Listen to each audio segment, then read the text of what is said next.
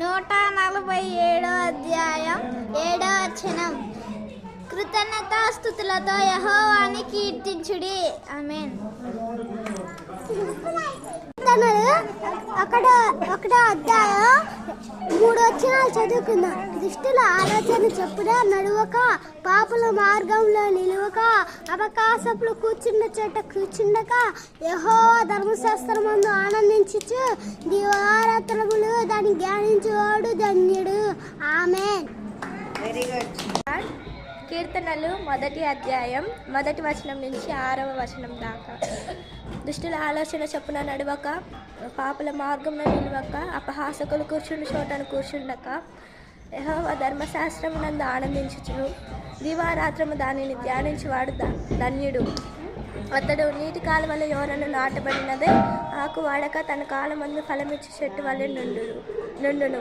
అతడు చేయునదంతయు సఫలమగును. దుష్టులు అలాగున నుండక గాలి చెదరగొట్టు పొట్టు వలె నుందురు. కాబట్టి న్యాయ విమర్శలో దుష్టులను, నీతిమంతుల సభలో పాపులను నిలువరు. నీతిమంతుల మార్గము యెహోవాకు తెలియను, దుష్టుల మార్గము నాశనమునకు నడుపును.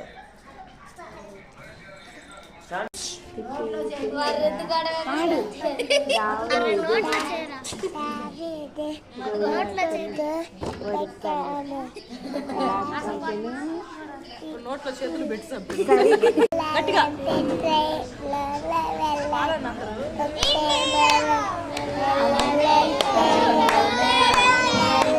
అమెరికా వెళ్ళాలంటే ఫ్లైట్లోనే వెళ్ళాలి, అండమాన్ వెళ్ళాలంటే షిప్లోనే వెళ్ళాలి, పరలోకం వెళ్ళాలంటే పరలోకం వెళ్ళాలంటే ఒకటే మార్గం,